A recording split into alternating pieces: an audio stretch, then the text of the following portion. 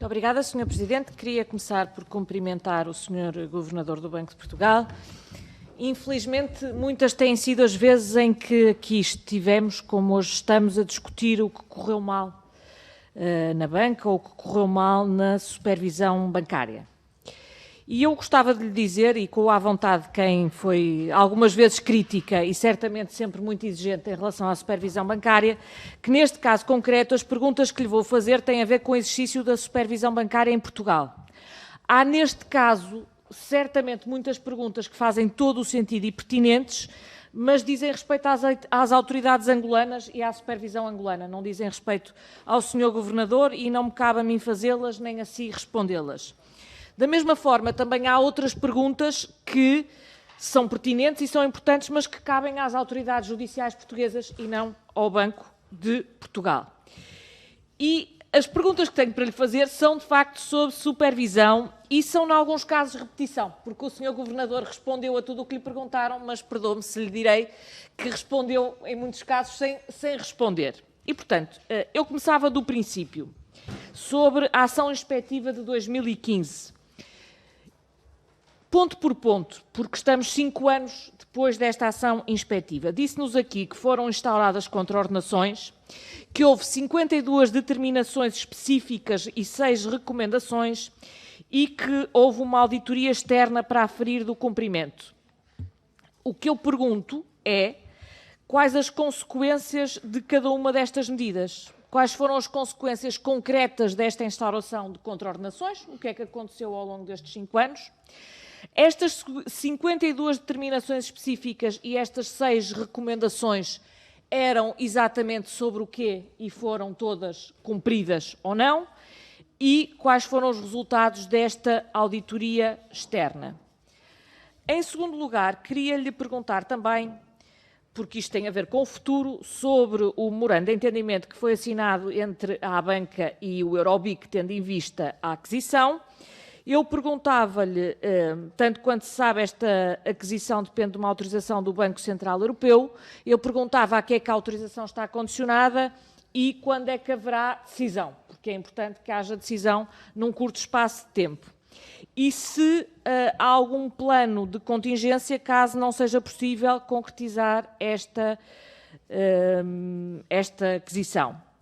E já agora, e porque lhe foi feita a pergunta sobre a concentração de muitos bancos portugueses em mãos e capital espanhol, o senhor Governador manifestou a preocupação.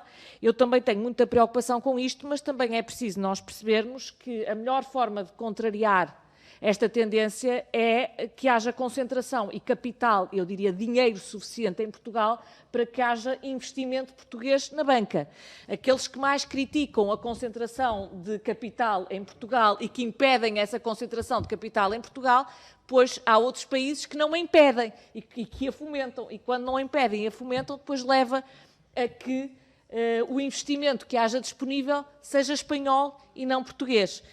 Eu acho que a melhor forma de evitar isso é precisamente deixar que isso aconteça em Portugal e não estar sempre a evitar mais 1001 maneiras de evitar essa concentração e de taxar por todas as formas possíveis e imaginárias o investimento em Portugal.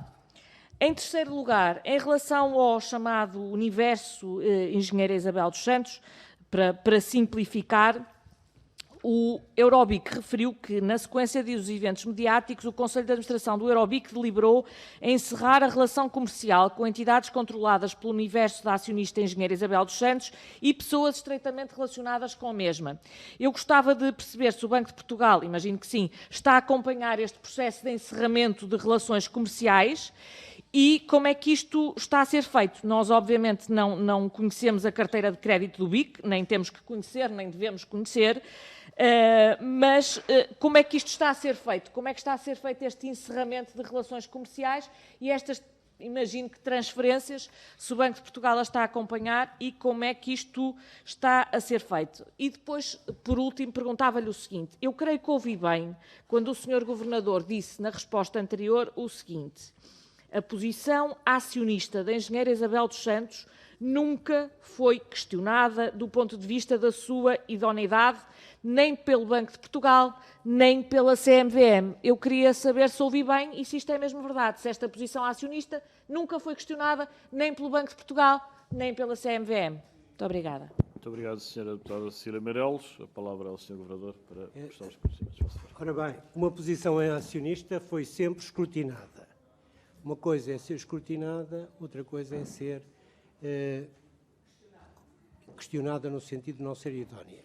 Se não for idónea, a consequência de uma posição acionista, uma vez constituída, é, como eu disse repetidamente, a inibição dos direitos de voto.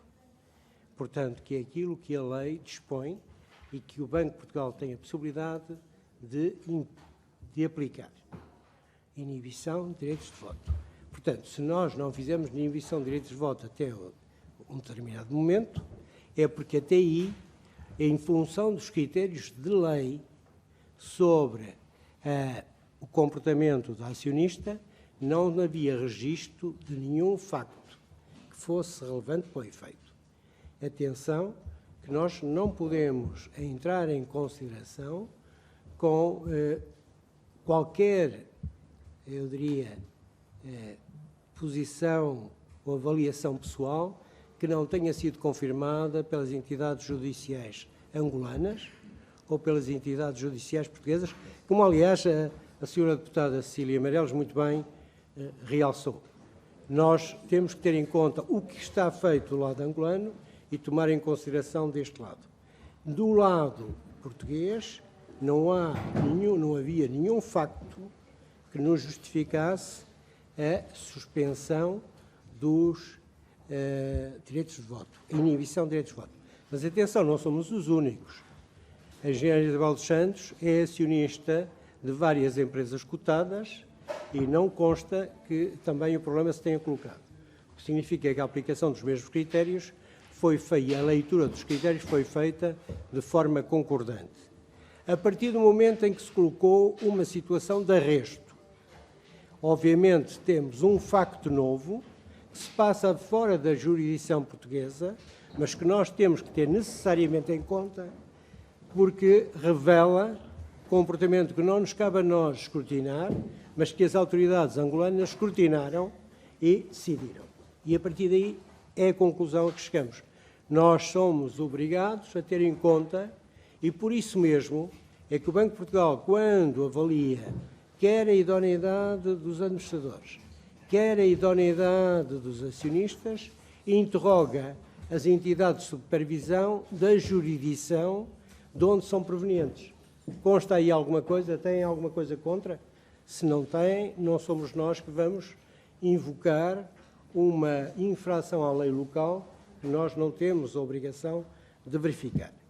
Segundo ponto, que é a questão da inspeção. Só a questão da inspeção, eu gostaria de dizer o seguinte: a inspeção foi feita, teve 52 determinações, 6 recomendações e uma contraordenação, um processo de contraordenação que, entretanto, foi instaurado, e tinha, além disso, uma determinação que era, 120 dias depois, haver uma auditoria externa, foi produzida por um auditor que eu não vou nomear por razões de confidencialidade, para verificar em que medida é que as determinações foram cumpridas. O auditor externo comunicou-nos as que foram cumpridas, as que estavam em fase de cumprimento e as que ainda não tinham sido cumpridas. De seguida, nós iniciamos um processo de diálogo com o Conselho de Administração, no sentido de os forçar a adotar as medidas rapidamente, porque tinham apresentado um plano, mas um plano tem um tempo, e o calendário do plano não correspondia ao nosso objetivo. Atenção, que não é pelo facto de estarem medidas em curso de aplicação que a instituição está desculpada de observar a lei. As medidas destinam-se apenas a facilitar a observância da lei. Não serve à instituição dizer eu não tinha aqui um mecanismo informático, eu não tinha pessoas suficientes. Ela, em qualquer caso, é culpada se não fizer é responsável se não fizer aquilo que a lei previne. O que nós estamos aqui a fazer não é sequer dar a garantia de que o sistema vai detectar tudo. Não vai. Porque, por definição, a realidade dinâmica e os sistemas também vão ter que ser sempre aperfeiçoados. O que estamos é a assegurar que estamos numa mitigação de risco. De qualquer forma, não é o facto do sistema ter sido inspecionado que dá uma desculpa à instituição se ela deixar passar uma operação que devia ter sido comunicada ou que devia ter sido suspensa ou, pura e simplesmente, não devia ter sido realizada para aplicar o 83 de 2017. Isto fica muito claro. Mas essa auditoria externa foi feita, essa auditoria concluiu que havia 40%, cerca de 40% que já tinham sido realizadas e as restantes estavam ainda em fase de planeamento e concretização. Nesse contexto, o Banco de Portugal pediu novamente ao auditor externo da instituição para continuar a seguir a aplicação das determinações.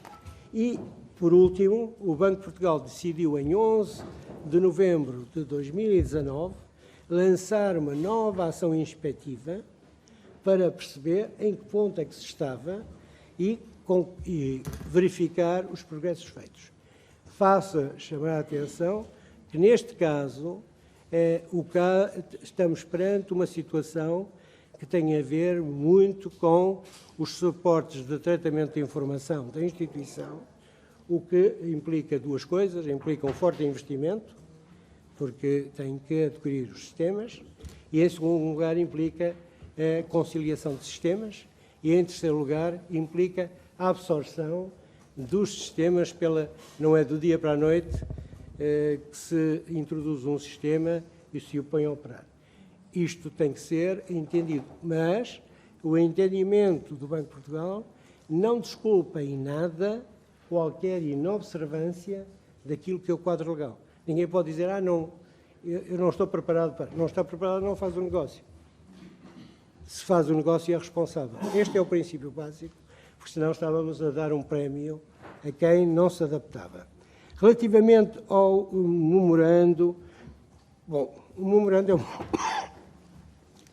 é um memorando que assinam normalmente uma instituição que se promete fazer uma aquisição e uma instituição, os acionistas, que estão disponíveis para fazer uma venda e que tem a ver com o período em que vão verificar, através de uma due diligence, qual é o valor do ativo, quais são as contingências que estão associadas, de forma a finalizar as condições contratuais.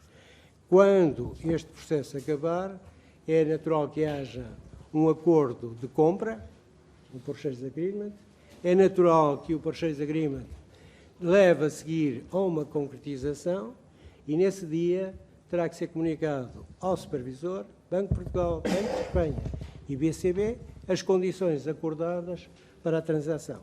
Será avaliada a capacidade do adquirente para concretizar a operação e a idoneidade do adquirente do ponto de vista dessa mesma transação. Até lá, é um negócio entre privados que nós acompanhamos. Pergunta a seguir: temos interesse que a operação se concretize? Pelas razões que foram mencionadas, é óbvio que sim, porque garante maior estabilidade financeira. Mas não é a nossa decisão. Nós temos que estar preparados para as duas hipóteses. Há transação, não há transação, sabendo que um adquirente, se for aceito pelos vendedores e se preencher os critérios de venda, traz estabilidade ao sistema financeiro e, portanto, em princípio, é um plus, a menos que nós tenhamos descoberto, entretanto, algo que eu neste momento não posso antecipar e não estou a ver.